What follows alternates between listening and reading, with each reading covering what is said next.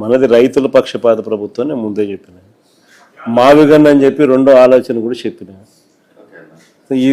అసలు ఈ పద్ధతి ప్రకారం పోతే అసలు ఏ రాజధాని రాష్ట్రానికి ఇప్పుడు కాదు, ఇంకో 30 ఏళ్ళ తర్వాత కూడా రాజధాని ఈ రాష్ట్రానికి రాజధాని లేకుండానే ఉంటుంది తప్ప రాజధాని అనేది ఉండదు. మావిగన్ అనేది రాజధానిగా భావించి అక్కడికి మనం యాక్సెప్ట్ చేస్తే తప్ప అప్పుడు ఏమైందంటే ఆ కారిడార్ రాజధాని ఆటోమేటిక్లీ ఈరోజే కృష్ణ అయిపోతుంది. ఆ పక్క ఈ పక్క నేషనల్ హైవేకి ఈ పక్క ఆ పక్క అదే రాజధాని. రాజధాని అంటే ఏంది, రాజధాని అంటే ఏందనేది వీళ్ళకి ఫస్ట్ అర్థం కావడం వల్ల ఆడ ఎయిర్పోర్ట్ కడతానంటాడు. ఇటు ఉంది కదా స్వామి ఎయిర్పోర్ట్ అంటాను, ఆడ నీకు ఆడ పోర్ట్ లేదు, సీ పోర్ట్ లేదు. ఇటు ఉంది కదా నేను సీ పోర్టు అని చెప్పి మచిలీపట్నం అని చెప్తాను. రాజధాని అంటే ఏంది? సీ పోర్ట్ అనేది అక్కడ ఉంది, ఎయిర్పోర్ట్ అనేది గన్నవరంలో ఉంది, మీకు నేషనల్ హైవేలు 4 నేషనల్ హైవేలు జంక్షన్లు అక్కడే కలుస్తున్నాయి, 3 రైల్వే స్టేషన్లు ఉన్నాయి. ఆడ గుంటూరులో ఉంది, విజయవాడలో ఉంది, మచిలీపట్నంలో ఉంది, మెడికల్ కాలేజీలు అన్నీ ఉన్నాయి, ఇన్స్టిట్యూషన్స్ అన్నీ అన్నీ ఉన్నాయి. రాజధాని అంటే ఏంది? ఇవన్నీ నువ్వు మళ్ళీ కడతానంటావు, నువ్వు మళ్ళీ జీరో నుంచి స్టార్ట్ చేస్తానంటావు. దానికి మళ్ళీ రోడ్లు లేని చోట రోడ్లు వేయాలంటావు. 20 కోట్లు అయ్యే రోడ్డును 53 కోట్లు అంటున్నావు.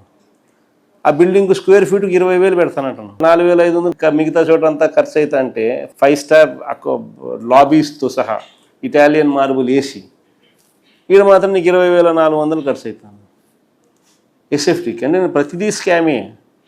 ఏం జరిగినా కానీ రాజధాని పేరిట నువ్వు స్కాములు చేసేదానికోసం అని చెప్పి నిరంతరం ఇక్కడ ఏదో ఒకటి జరిగించే కార్యక్రమం ఇక్కడ చేస్తూ ఉన్నావు.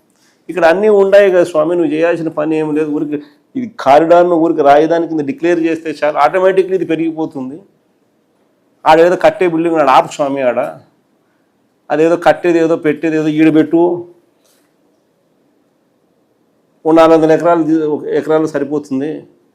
ఆ కారిడార్కి ఈ పక్క ఆ పక్క 400 ఎకరాల కన్నా ఎక్కువే ల్యాండ్ ఉంది, సరిపోతుంది అని మనం చెప్తా ఉన్నాం. మనం చెప్పేది మోస్ట్ ప్రాక్టికల్.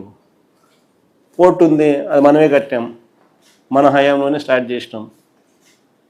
ఇప్పుడు వీళ్ళు వచ్చినాక దాన్ని ఆపినారు. మనకు ఆల్రెడీ డబ్బులు కూడా ఉన్నాయి దానికి బ్యాంకుల్లో, ఫైనాన్షియల్ టైఅప్ చేసినాం మనమే, ల్యాండ్ అక్విజిషన్ కంప్లీట్ చేసినాం, అన్ని పర్మిషన్లు తెచ్చినాం. మన హయాంలోనే 35% పని కూడా జరిగింది. వీళ్ళ హయాంలో దాన్ని ముందుకు తీసుకోవాల్సింది పోయి ఆపేసినాను. ఏమంటే వీళ్ళ మనుషులు చుట్టూ ల్యాండ్ కొంటున్నారు. నాని చెప్తున్నాను, అక్కడ పనులు అయిపోయినాయి కదా. సో అట్లుంది పరిస్థితి. ఏమంటే ఆడ స్కాములు కావాలా, మళ్ళీ ఆడ రియల్ ఎస్టేట్ చేయాలా, రియల్ ఎస్టేట్ చేయండి ఆడ పనులు మొదలుపెట్టడం.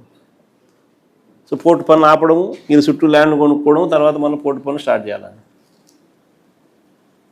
ఇక్కడే పోర్ట్ ఉంది, అక్కడే ఎయిర్పోర్ట్ ఉంది, అన్నీ ఆడనే రైల్వే స్టేషన్ అన్నీ ఉన్నాయి. నేషనల్ హైవే రోడ్డు బ్రహ్మాండమైన రోడ్డు పోతుంది, 110 కిలోమీటర్లు. ఏం కావాలి నీకు అని మనం చెప్తాను. ఇది ఎక్కదు. ఎందుకు ఎక్కదు? ఇది స్కాములు జరుగుతాడు. ఈ నుంచి మనం నిరంతరం పనులు జరుగుతానే నిరంతరం మనకు వస్తూ ఉంటుంది. దానిల కోసం అని చెప్పి ఇది. కాబట్టి నువ్వు అడిగిన ప్రశ్నకు సమాధానం నేను చెప్తాను కదా. మనం వచ్చిన తర్వాత రైతులకు ఏదైతే కావాలో దాని ప్రకారమే మనం పోతాం తప్ప బలవంతపు భూసేకరణ అనేది చేసే అవకాశమే లేదు. దాని గురించి సమస్య లేదు. మీ కేసులకు సంబంధించి కూడా వైఎస్ఆర్సీపీ తరఫున లీగల్ ఎయిడ్ కూడా సపోర్ట్ చేస్తాం. లీగల్ ఎయిడ్ కూడా మన పార్టీ లీగల్ వింగ్ మనోహరన్న వీళ్ళంతా కూడా పూర్తిగా, సుధాకర్ అన్న, మనోహరన్న వీళ్ళందరూ కూడా పూర్తిగా ఇన్వాల్వ్ అయ్యి మీకు అన్ని రకాలుగా మీ తరపున కేసుల్లో కూడా మీ తరపున కూడా వీళ్ళు వకాల్తా పుచ్చుకొని మీకు సపోర్ట్గా కూడా నిలబడతారు. అంత దూరం కూడా పోయి నీకు సపోర్ట్ చేసే కార్యక్రమం కూడా చేస్తాం.